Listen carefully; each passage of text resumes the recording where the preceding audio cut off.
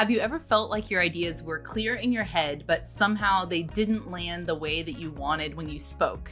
Maybe you've been in a meeting where language, cultural nuance, and confidence all collided, and you walked away wishing you'd communicated more effectively. Whether you're leading an international team, learning English as a second language or third language, pitching your ideas in a global market, or simply looking to communicate with more confidence, this conversation will give you insights and tools that you can start using right away.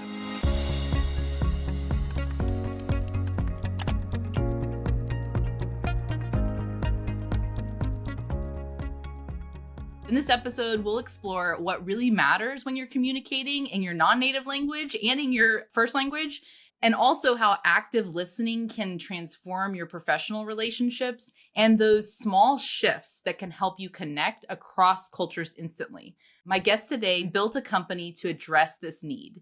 She's the co-founder of Talaera, a platform redefining how global professionals learn English and navigate cross-cultural communication. Through her work, she's helped thousands of non-native English speakers worldwide build the confidence, clarity, and cultural savvy they need to thrive in a global workplace. And so, without further ado, I'm so excited to be joined today by Hi, my name is Anita Anthonj. Anita. Thank you so much for coming on. Thank you so much for having me. This is exciting. I like to start with asking, what is it that you build? And if you give us a little of the backstory that brought you to the work that you're doing. I'm originally from Germany and came to New York when I was 19 years old, which was a long time ago. We're not going to go into details. I had, of course, learned English in school, right? Like I knew English. And I still remember the first few weeks, like people would ask, how are you? And I'm like going into my medical history. I'm like telling them how I am doing. And it took me like multiple months to figure out when you say, how are you in America, what it means is, hey, it's like a greeting. Hi, what's going on? And you say, I'm good. How are you? So that was kind of the first time that I had this like in the back of my head, oh, language is not just about language, it's also about something else. And so I started, I was first in performing arts. I became a producer. I worked with people from all over the world, and I absolutely loved it. And one thing that I kept kind of seeing is that people where English was not the first language would not always get the seat at the table. Their ideas weren't always heard. They weren't as comfortable maybe in a presentation. And so, and I was surrounded by a lot of, people like myself, and I had those experiences. And so that's how we kind of started having these thoughts around starting a company that would help people, non-native English speaking professionals communicate more effectively and with confidence and just bring the whole self to work. And so what we do at Talaera is we help non-native English speaking professionals communicate effectively in the workplace through different formats like coaching, webinars, e-learning. And it's really kind of blending the intersection of language, culture, soft skill, and business communication skills, because I kind of feel like you can speak English perfectly and still not communicate effectively. And so that's what we really care about, right? Helping people communicate effectively. That's so powerful, Anita. So can you go into that intersection a little bit more? What brought you to the recognition, and how do you think about that part that you just shared, that it's not just you could speak English perfectly, but not communicate effectively? Can you expand kind of on that part? We started the company, and initially it was just one-on-one coaching on Skype, and Skype doesn't exist anymore, but it used to be one of my favorite platforms. I thought it was such a delightful place. We did the one-on-one coaching, and we thought it was going to be English training. And the more learners we got, the more and more we saw what people were requesting was like, oh, I want to be more confident when I walk into a meeting. Help me with presentations. I'm being too direct. I'm being too indirect. My manager doesn't understand me. My manager says I'm too this or that. I constantly run up against problems with my coworker in this and this region. And so that's kind of when we really start honing in on there's something much more there than just English learning and just getting the grammar right, which we still do. By the way, we do that. Like we work with plenty of beginners, and we have lots of learners who want to just, get the basics of English or get really good at English. But that's kind of where we went. And so that's what I meant by this intersection of language, culture, soft skill, and business communication skills. It's not just this one thing. It's really something much, much bigger. And then it took us time to understand what does that actually mean, right? How do you untangle that? And what's the right thing for the right learner, and who do we want to be as a platform? And that was really a process over 8 years. How do you now think about communication? Is it a sum of parts? Is there a specific order you think, or is it 100% contextual dependent and it is this matrix of maps or something else that I didn't say? I think if I were to just lay it out, I think there's kind of three parts to this. I think the learner level, the learner job role, and the learner cultural background. And when I say cultural background, you always want to steer very much far away from stereotypes. So that's not what it is. Oh, I'm German, I do this, and that's not what it is. But like, because I grew up in Germany, I might trend towards certain behaviors or certain ways of viewing the world. And so that's kind of what we look at. So it's like, yeah, language, culture, and the job role, if you want to get it really right. I think, and other people might view it differently, but that's what we have seen work really well, to view it through that lens. So let's think about a couple different maybe personas that might be listening. And so if someone's coming in and they're thinking they're in the spot of, I want to communicate more confidently, I want to go into presentations and be centered and I know my stuff, but when I get up there, it's challenging. Where would you start, or any kind of tips or insights that you've learned for someone in that space? So I think the first thing we always ask is what presentation? Because presentation can mean so many things to different people, right? A presentation can be probably what a lot of people think, on a big stage, right? And I'm talking to hundreds of thousands of people. Most of us will probably never do that. A presentation could be a weekly stand-up meeting with my manager. A presentation could be, I worked on this project for half a year and I'm representing the team, or I'm I'm part of a team and this is my first time presenting. So I think the most important thing first is like, what are we presenting, right? And then what's the audience? Like, who are we talking to, right? Again, that's a huge difference. Are we talking to hundreds of thousands of people? Are we talking to somebody we know? Are we talking to a client, a coworker? Like, what is that, right? So we look at that. And then, I once had this conversation with a subject matter expert. We talked about a lot of people confuse what they want to say with what the person needs to receive. And that's it's a very different thing, right? So again, like, if I want to get my message across, who am I talking to and what can they receive? And so then that's the next layer there, right? You think about, what does this person hear when I say something, right? Because we all can say the same thing and 100 different people can hear something different. And so that's kind of what I would look at, understanding, who am I talking to, right? How many people am I talking to? What's my relationship to the person? And then really understanding the audience. We actually have multiple courses on understanding your audience. Oh, that makes so much sense. I think oftentimes, like when we're preparing to speak, we're thinking a lot like it's us centered. We're like, okay, I have to be ready. Yes. I have to Yeah. stand a certain way and like do my body language thing and, be prepared, and then forget the other side of what are they not only thinking, but what are they bringing to the conversation? Where are they coming from? What do they need to leave with, to your point? I think it's like that level of research that's really helpful for people. Absolutely, 100%. And I think that it also changes like how you view things, like once I think a lot of times we're so self-centered. Like, I'm not saying this in any bad way, but what did this person think? Oh my God, Right. we all do that. So people think about us much less than we think they do, right? And so I think when you can kind of take that, it can push that away a little bit and go, don't worry about it so much. You're probably going to do so much better than you think you are, and take that energy of stressing about this and turn it into something that's actually useful. Now, I'm saying this and I fall in the same trap. I worry all the time. I worry when I came with this podcast. I worry that just my light went out. I'm fully aware this light went out, and what are we going to do now?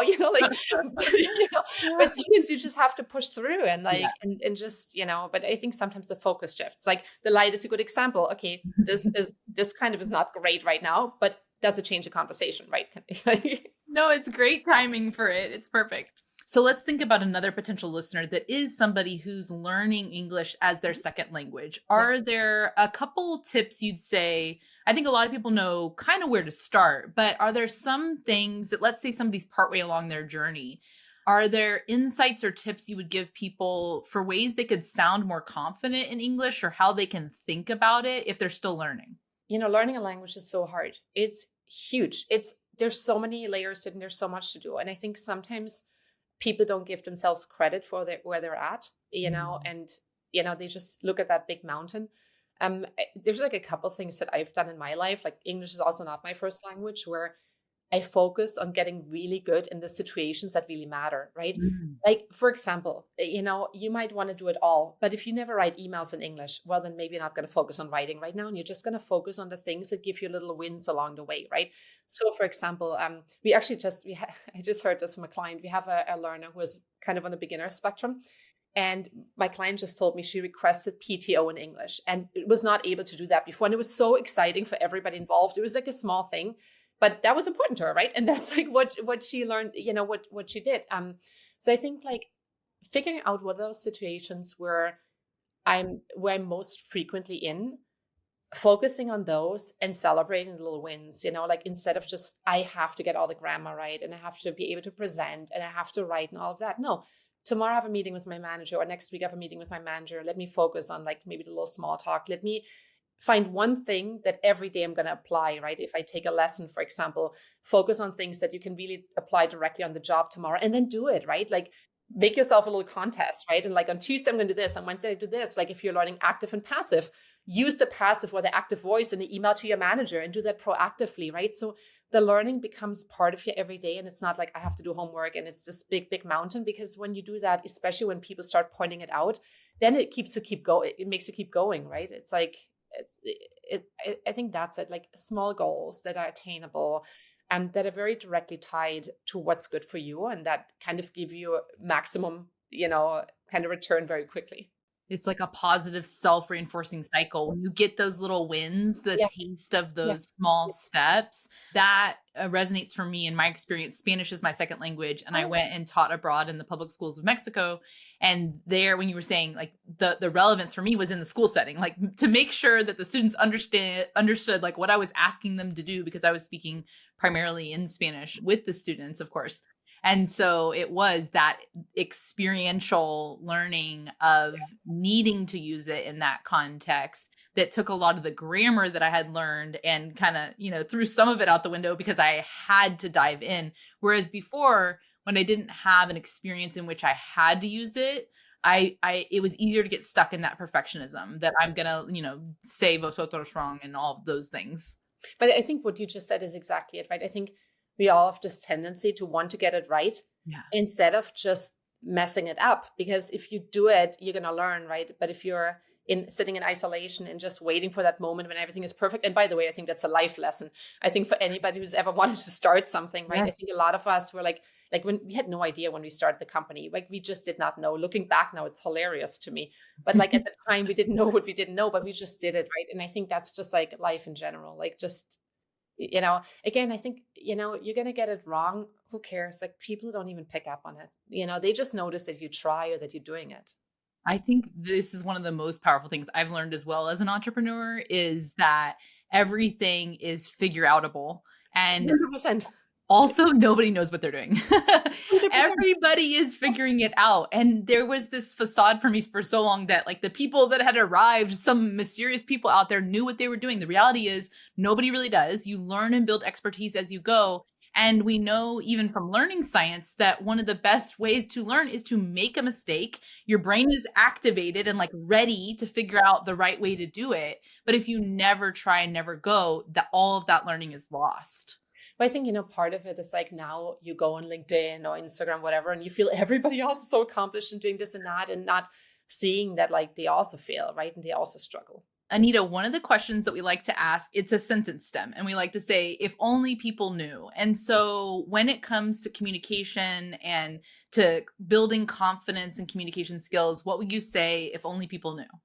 It's like my little thing, but I think listening, just listen to what the other person's saying. It's so easy, yet most of us don't know how to do it. I think so many of us are like waiting for our turn to talk, or we're running the grocery store list in the back, like, oh, whatever it is, or we're like doing something on another tab. I think it's really, really hard to just be present and listen. And I think when you can be present, when you can listen, it's so powerful because people can pick up on it, right? Like when you're there with them, they can pick up on it. And I think it builds much deeper connections. I think that's for me like the biggest thing, active listening. Yeah. I want to ask this question. So we are both entrepreneurial moms, Mhm. and let's just say it how it is. There is this myth that you can have it all. Yeah. And I want to talk for a minute just about this, about maybe some of the dangers of this, what you've learned, and just speak to this for our future generations. I mean, I feel like we're already fully aligned since you just called it a myth. I 100% feel that. I think it is a myth. Yeah, I think this was kind of sold to our generation a little prematurely. I don't know. But yeah, I definitely grew up. I was like, I want to work. I want to be like, super successful. I'm going to do my own thing. I'm going to have kids. They're going to be super cute. I'm going to be making the banana bread. I'm going to be at every picnic and every, it's hard. Like and the problem is like, I'm very involved mom. I love my children. I love hanging out with my children. It's my favorite thing, but I also run a company. Right. And it's really, really hard. And what I found is I don't really have much time for myself. It's either kids or work. There's not a whole lot of in between, which I'm fine with for now, but it's not ideal.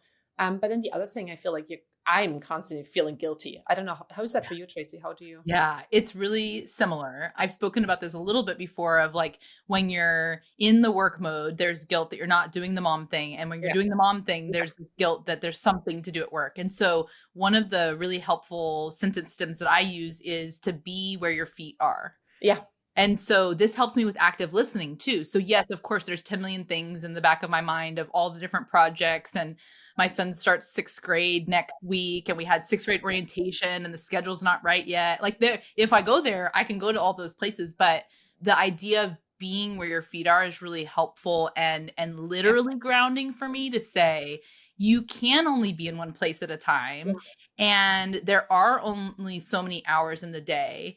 And so a lot of work around I love goals. I love goal setting. I Yeah. love habits. Yeah. And I am often pausing to think about are the things that I'm doing in the day aligned with my values, aligned with my long-term goals? And if those things are on track, then a day that I worked too much and didn't see enough of family time is one day, and it doesn't define my entire, life and existence as a mom. And so I think we're pretty hard on ourselves, and there is no one perfect way. And even sometimes like, for generations that stayed at home more, they weren't necessarily actively with the kids Uh-huh. thinking they needed to do stuff with them all the time. And so I think we've put a lot of pressure on ourselves and, yeah. I don't know how it's for you, but I feel like with so much data out there, you also feel like, well, you know much more than our parents did. Like I talk about this Yes. with my dad sometimes, who is a single dad, by the way. So I'm always like asking him, like, well, how did you handle it? How did you do it? But like, I think they just didn't know as much as we do. And I think Right. that's where for me Yes. sometimes stress comes from. Like, I know like the data says, and but then you are still only one, Right. human or like, Right. teaching. It's actually where it's been really fun, like kind of connecting it to culture. So I live in Jersey City, like, which is like, for those of you who don't know, it's like literally 3 minutes from New York City. So it's very diverse, people from all over the world. And when I grew up in Germany, it was very much like, this is how you parent, right? Like, this is how the parents are. And it was amazing being a young mom or, a fresh mom and just seeing people from all over the world parenting in our community, because Yeah. then you start seeing all the differences and you start realizing there's not right, not wrong. It's just different, right? And you start picking up little things, and you also start taking yourself a little bit less serious, because what you Mm. thought to be true, 100% true, somebody suddenly does it very different. And so for me, that was actually like, just to bring it back to culture, it was like having an understanding of like the culture component with that, which was a complete coincidence. Like I didn't, was very, very freeing. And I've adopted little things, that it's just nice. I think there's so much beauty in that. I mean, this is going to maybe be like a larger like umbrella statement, but I think from that it reflects the beauty of diversity, Yeah. the beauty of our differences to bring us together and to take the beauty of the way that somebody else parents and what they've learned from their Yeah. culture and what they've learned from their community and adopt some as our own or honor and value those things. And so I think that that can be really powerful. One thing we talk a lot about here in kind of my local mom friend group is how other cultures historically have had multi-generational living. And so they had Yes. so much more Yeah. help. And we actually have that in our home. My in-laws Oh, do you do? live with Wow. us. And so we have a lot of support there, and it's mutually beneficial. We also support them. And it is a piece that in American culture is not as common. There's a lot of desire for independence Yeah. and privacy and space, and those are also all good things. But there is a trade-off to try to do it all ourselves when we've learned from other cultures that there's this sense of community and family that is really supportive. I love that. And I mentioned earlier, we were in Germany. We just came back 5 days ago from Germany, where we were in for 6 weeks. And we lived in a tiny village. We worked from there where my brother lives. And it's exactly like that, right? There's a birthday party, and there's the babies, and there's the grandma, and everybody just kind of celebrates together. And my husband was so struck by that, because in New York, we're all going to be in our age bracket, right? And it's just going to be and there it was just so amazing. And then you go for the barbecue with the in-laws, and you go to somebody's house, and everybody is kind of like, it's that community feel, that kind of multi-generational, and there's also, like, of course, responsibilities with that. You can't just come and go as you wish, and you can't Right. just do whatever you want. So I've always been drawn to the very independent American way. Like, when I lived in Germany, I came here, I still remember coming to New York the first time and just walking down the street, and just, I've always described, like, I could breathe. I could just breathe. And I still love New York so much. But now that I'm older and I have children, and also my parents are getting older, I'm definitely seeing, wow, there is a lot to be said for just being together more, right? Having those responsibilities, this giving and taking, and just, it's really lovely that you have that. I think that's very special. And I think it's also, like you said, you have two children, right? I think children also really benefit from having, people around, and having the grandparents around, when you are lucky to be able to do it. Yeah. I think one of the lessons in this that I've unpacked, and this goes to, I was sharing with you before we started recording, one of the projects in working on course design, one of the courses was about designing your life. And Um, so I think one of my lessons learned from that work is this empowerment that we continue to have a choice. I think we intellectually know that, but inertia is so powerful. And I think fear also is very powerful to say, I've been doing this, or I was trained to do this, so I need to continue.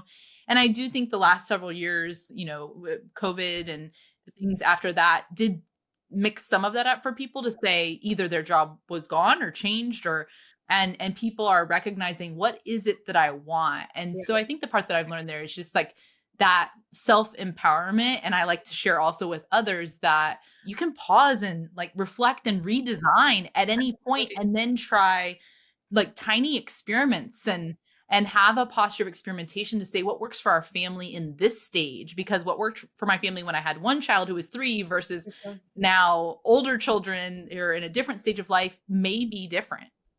Tracy, do you, in your work, do you see, like, a generational differences with, like, the younger generation, that they are already caught onto this much more than we have? Or is it really, Well, I don't know. I'd say some in some places, yes. However, this course I was talking about, I got to be a co-teacher, so I taught students with it, wow. and they're 17 to 19, and it was new. The idea, there was still this entrenched nature of like, my parents want me to do this, or I think I Yeah, must yeah. do this to make money, or and what we really do in that course is to say there's no right or wrong way to think about this, but we want you to think about it. Yeah. So we took 8 different domains of life: mental health, physical health, spiritual health, career, finances, relationships, all that stuff, and said, what do you already know about finances, for example? What have you been taught about money? Instead of saying this is what you should think about money. And then we said, hold that out at arm's length. Why do you think that?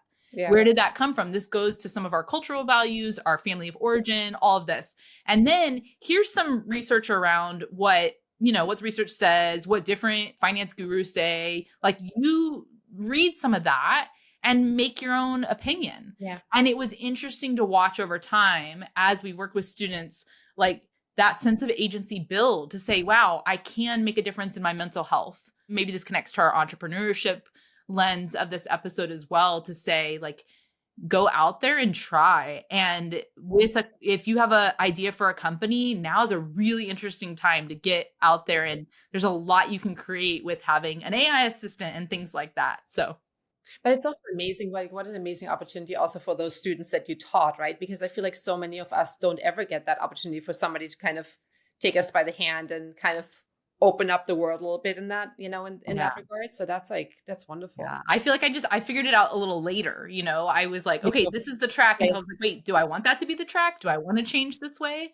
But that's what I mean. Like, that's why it's so, like, beautiful, right? When you get it so much earlier in your journey on the planet. Yeah.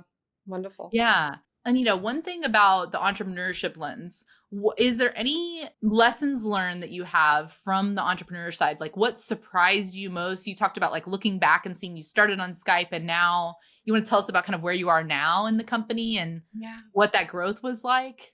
Absolutely. So I think it's always harder. Like, I feel like it's always harder than you think it's going to be.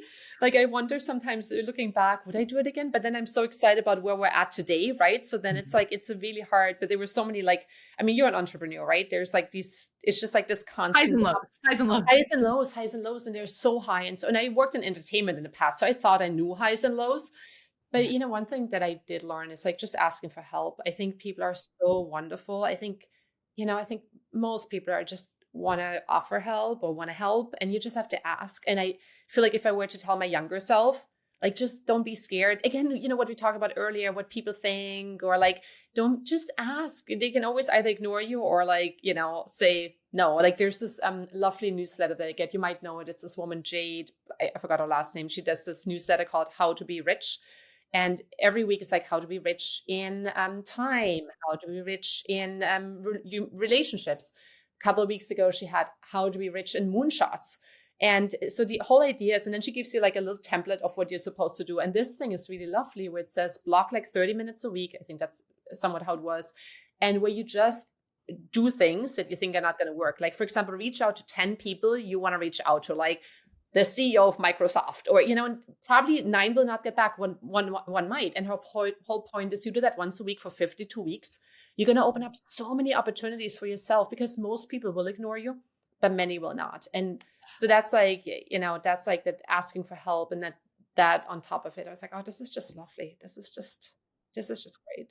Yeah, if we can kind of unlearn that idea that, the fear or the concern of what Yeah. others think, and especially when, the things that we're trying to do are driven by impact and a desire to help other people, that is another place where I've like reframed some of my own asks or some of my own, client work or outreach or like asking for a client testimonial. You like used to feel I very know. like I No. was so Yeah. nervous to ask, and Yeah. then when I finally did, like, the generosity of my Yeah. clients and the things that they would say back was so affirming and helpful, and even helped me see things I couldn't see in myself. Yes. And so now I am less afraid. It's not gone, but I know that, don't ask, don't get, and Yeah. just to go for it. And I think too that pattern and routine of asking and going for it in little experiments, however you want to frame it,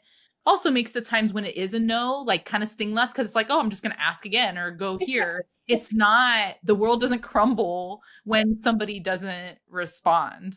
100%, 100%. I think it's just so hard to learn that. And then like, it's like one thing to ask for like, for for favors for somehow, but then also like when you put yourself out there and like, and then it kind of falls flat. Like my team told me I need to post more on LinkedIn, and I'm like, oh God, but this is, what do I have to say? But now it's like really fun. And I'm like, yeah, some things people care about, others they don't. And it's like, but it was like, oh God, this is just so painful. Like, you know, like, or bigger stuff, right? You were like, I mean, you have 2 children. Now we have to do these things for our children. It's like, like, and it's like, oh God, so yeah. Okay, so we've talked a lot about this idea of like the concern about what others think. Does that show up in communication? And do you have strategies that either you've worked on or you work on with others in that area? 100%. So I tend to be an over preparer. Like now I'm a little more comfortable, but when I was young, I would like practice the crap out of presentations, what people might ask, and just be so prepared. And it always worked for me. Like I'm somebody, if I'm not over prepared, I'm not going to be comfortable. That's just one thing. But I think preparation is a big one, especially when you're when you're a little uncomfortable. I think it can really sometimes help. And then also, I think we talked about earlier, like English can be this big mountain. I think sometimes it's the same. Like, let's say, you're trying to get an idea across, just focus on one thing. I think sometimes we're trying to do so many things at the same time, and just what's that one thing I'm trying to get through, right? Or forcing yourself to raise your hand once. but then maybe practicing that, right? Like I once worked with an employee who was a non-native English speaker, who was also very junior, and he had to present. Did such an amazing job, but you could tell they had prepared, and everybody was so excited, And I think in the workplace it's sometimes different because you also want to be so perceived as somebody as a authority figure. So I think you have to figure out what is that, and I don't think that's just communication. Like, what's that thing that helps you get into a space where you can just be, where you can be yourself. And that, again, like sometimes it might be over preparing, sometimes it might be coaching, sometimes it might be just playing through the situation, sometimes it might be I just need to throw myself in there.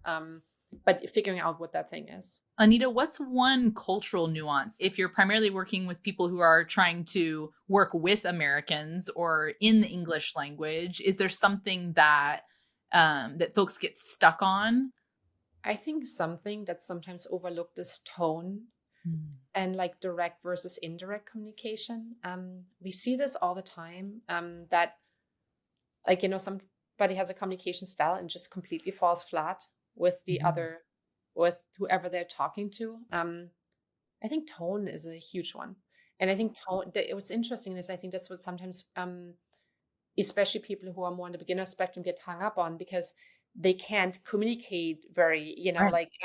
with a lot of nuance, and then sometimes they might come across as like maybe direct or like, and I think that sometimes when you are a native speaker, right, and you work with somebody from a region, or from a place, who's not as comfortable yet, to just have that grace and be understanding of that. There's so much more, but that's just something that just popped into my head when you asked. Like, I think tone really matters. Love that. What are you excited about that's coming down the road for Talaera? So much. So we are. I'm so excited. We are. I'm not going to go super into detail, but we're launching. Like a lot of companies, we're launching some really, really exciting AI tools. I think we're launching a couple things that are not out there in the market. We're launching a testing system that I'm extremely excited about. That is basically gonna what do you call it? That's going to score your communication on Mm. like a bunch of different, today, like when you look at testing, it scores people from like A1 through C2. That's like beginner, intermediate. So we're going to go much more granular and then give very personalized learning experiences based on that. It's all going to be very workplace centric. I am really, really excited about it. Like I've been demoing it to a couple of my clients and they're all I'm very, very thrilled. So that's going to be early October. Anita, it's been so fun talking with you. And can you leave our listeners with where can they find you? How can they learn more about Talaera? Yeah, so come on our website, www.talaera.com, Talaera. It's a little bit of a mouthful. And if you want to connect, I'm on LinkedIn. You can find me there. And yeah, drop us a note. We offer like free webinars every month. So if this conversation was interesting to you, we have free cross-cultural communication webinars every month. Come on the website, sign up, and let us know what you think. Love it. Wonderful. Thank you. And thanks so much for listening to the Building Thinkers podcast. If you found this episode helpful, don't forget to subscribe and share it with a friend or colleague, maybe somebody who needs a confidence boost in their communication. And if you enjoyed what you heard, please leave a rating and review. It really helps with all of that, those AI bots out there, and for more listeners, all of that in the podcasting algorithms. And if you want the latest episodes and our follow-up blueprints for thought, those are like these little thought experiments where you can test out some of the concepts we talked about. If you want those in your inbox, you can sign up using the link in the episode description. And if you take nothing else from today's episode, we hope you remember confidence in communication isn't about flawless grammar. It's about showing up. It's about listening with intention and making a genuine connection. And I think I'd also add this idea of like showing up as who you are, finding the place to be and connect with the other humans. So until next time, keep building, lean into curiosity, and stay agile because there's no limit to what you can learn.